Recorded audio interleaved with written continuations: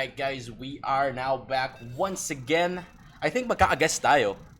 Si Exoskeletor. If hindi nyo siya kilala, yung mga veterans natin, kumbaga sila yung mga Team Duncan ng ano natin. Sila yung mga Team Duncan, Tony Parker ng SC community natin na they started around 2010. So, I think mag-guest si Skeletor at this point in time. Hinihintay lang natin siya sa general. So, it would be good dahil may mag-give naman ng feedback on how to play Terran. So, to introduce our players, mga kaibigan, we are back to the game, mga kaibigan. On to the upper right corner of Eternal Empire LE, we've got the Blue Zerg Prime.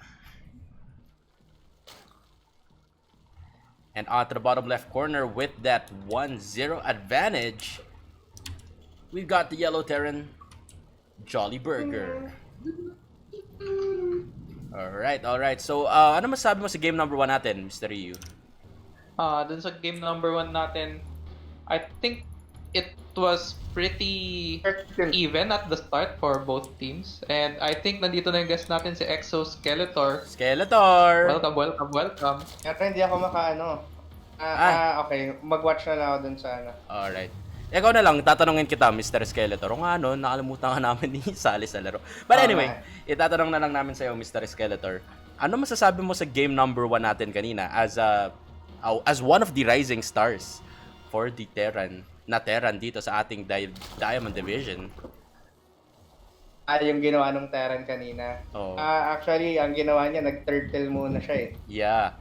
So, magandang diskarte yon for big kasi bali ang ginagawa ng mga big hitters sa players and nagra-rush, di ba? So agad matapos yung laro para pwedeng either win or lose, parang ganun, flip. Pero siya, nag-play safe siya. Turns out na naman, reward naman siya dun sa ginawa niya. Kasi, akto yung ginawa niya, yung nag-timing push ng roaches. Kung nag-move out siya nun, tas naka-position ng tama yung mga tank, pwede siya matalo dun. Yeah. Tuloy-tuloy na yung yung storm ng user. So, if sa mga Terran players natin, but actually, Terrans are actually underwhelming at our bronze to silver. Ay, tama ba? Terrans are actually underwhelmed into the bronze to silver kasi napaka-konti lang. I think we only have 2 Terran players at our tournament at this point. So, tingnan natin. Especially if you are a Zerg, tapos hindi mo alam paano mag-counter or paano kalaruin yung mga turtling na Terran, it's really annoying for you. Na parang gusto mo na lang umatake and then you kind of get overrun at one point. So, so Terran, ang isa sa mga pinaka-fundamentals ng Terran is actually playing it safely until you have a very strong economy. So, yeah, that's why the turtling term has been invented, mga kaibigan. Pero standard 1-1-1 opening once again. Standard 1-1-1 opening once again. And para dito kay Prime is actually he's Zerg rushing at this point. But I don't think this is any sorts a kind of an all-in. Tingnan na lang natin. I think he will just do this to pressure out dito si JollyBurger. Pero, kinancel yung bunker. Kinancel yung bunker, mga kaibigan. And I think si Prime dito. That? Deliberate, cancel, or accidental? I don't think. Parang di na mapapaliwanag ng science yun, mga kaibigan. But yeah, the wall off from JollyBurger was actually really good. So, hindi na makagawa ng kahit ano dito si Prime at this point unless he decides to go for the Baneling push, mga kaibigan. But, yeah. Good, aggressive opening from the side of Prime. And he would go for another roach timing. But at this point, it's really late. It's really late at this point of the game, mga kaibigan. So, tignan na lang natin on how Prime can actually do this once again. And the security siege tanks onto the side of JollyBurger already on the way. And still, kita mo yung precautionary ni JollyBurger na hindi niya pa rin pinababa yung pace niya hanggat wala yung siege tanks kahit umalis yung mga Zerglings. Which is actually really nice onto the side of JollyBurger. Pero ito na, the +1 attack. Already on the way onto the side of Prime. No bailing nest as of yet. At this point in time, mga kaibigan, Prime will try to run away but he would be obliterated by the siege tank position onto the upper ground, onto the high ground. But at this point of the game, I think JollyBurger will go for his composition once again. So tignan na lang natin as he would go for a Banshee opening once again, and the standard 1-1-1 then transition to the 2-1 na opening. Now more barracks being followed up here by JollyBurger. And Yeah, so for our more newer viewers, could you explain what the 1-1-1 and 2-1 opening means? Alright, so ang 2-1-1, Carlo, correct me if I'm wrong since Carlo yung Terran dito. Ang 2-1-1, ginagamit siya pang aggressive timing attack. Pero pag natalo ka doon, mahirapan ka nang bumawi. As compared to the 1-1-1, mas tipid siya sa minerals. Plus, it gives you more flexibility. Mas safe siya kasi mas safe.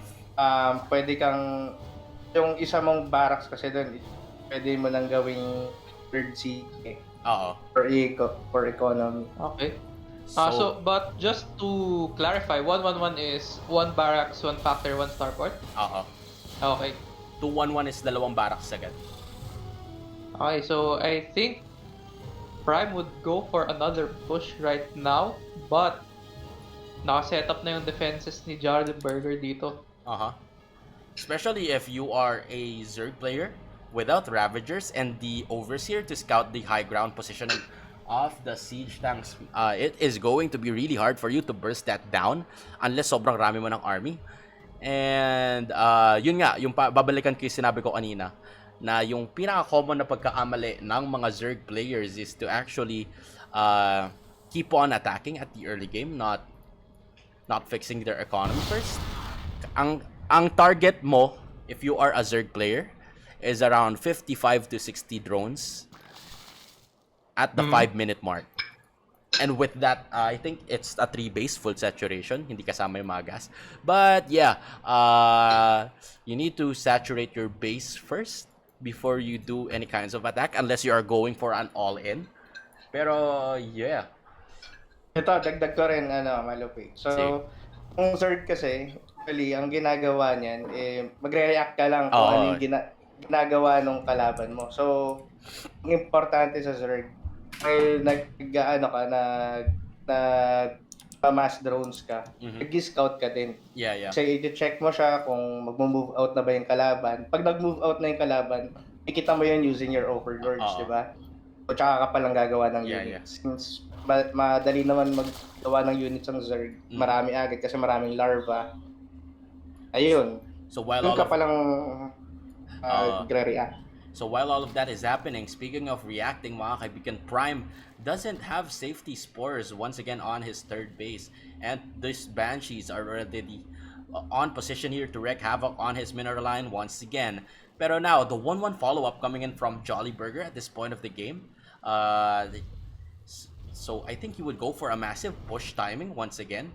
And at this point, Muta Roach Link, we'll see if this would work, syempre. Pero at this point kasi parang hindi ganun karami in terms of army supply, lamang pa rin yung Terran dito, which is really an interesting feat to see na mas marami palagi yung Terran. So tignan na lang natin dito. 8-minute 50 into the game, +2 attack already on the way, more Mutalisks, and the Overseers are being warped at the moment. So I think si JollyBurger dito, hindi pa siya ganun kasigurado. He is still opting to play safe, not landing the third CC. So, tignan na lang natin. Alam mo, nagugulat ako kasi pag yung mga diamond, mga high level plays. As while all of that is happening, 11 drones already falling down onto the side of Prime at mukhang madadagdagan pa ito mga kaibigan, but Prime reacting to that with the Overseers and the Mutalisks. Now, back to my topic kanina. Nakakatuwa kasi parang hindi sila nasa supply block Hindi katulad yung mga high-level competition sa mga gold to diamond na minsan nasusupply block pa yung mga player due to the pressure. So, we'll Kaya see. lalo na si Malupit narinig ko. Madalas na supply block yan. Ako din. Sakit ko yan. So it's really good to see that they are really uh, parang pinaplansya na nila yung fundamentals. But while all of this is happening, mga kaibigan, here comes the massive attack from the side of Prime, but the siege tanks are placed properly here, and the Mutalisk is not wrecking havoc here. Dito mga kaibigan, wala pa siyang nakapapatay na kahit isang SCV now. 2 SCVs has fallen down, but the Marines would clean this up once again, and once again, the army supply of Prime plummeting down. Oh my goodness. Kaya sobrang importante yung mga Ravager eh. Ayan. And napakagaling ni JollyBurger doon na parang binate out niya ulit si Prime out of position. Tapos tinago niya yung mga main army niya dito sa gilid. And while all of that is happening, JollyBurger will try to end this right here, right now, as the timing push will come once again. And naiwan niya yung mga overseers niya dito. If nakuha ni JollyBurger to, this would be really crucial at this point of the game. Ayan na nga, nakuha na niya. Oo. Kasi dalawang supply rin yan eh. So, now JollyBurger will try and move his force across the map. And while all of this is happening, Prime is actually expanding, which is really interesting to see. But now, the Mutalisk will move across the map, and at this point, wala pa masyadong missile turrets na nakakalat si JollyBurger, pero meron naman siya on his main base. But dito sa natural, wala pa. Tingnan natin kung ano yung gustong gawin ni JollyBurger dito. Nakatambay lang siya dito sa taas ng mapa natin. And I think he would pull all his Marines to defend this. And tingin ko dito hirap si JollyBurger. Napapansin ko rin to kanina na parang hindi constant yung pag-produce niya ng mga units. Parang isang bagsakan yung pag-produce niya ng mga units. So we'll see about that. And he is now making his way across the map dito.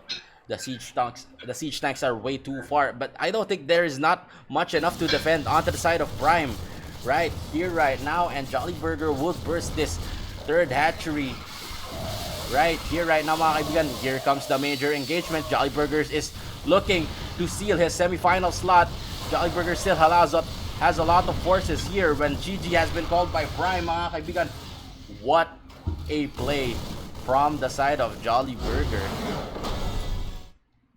So yun, tama yung sinabi ko. I think JollyBurger has the right kind of playstyle to actually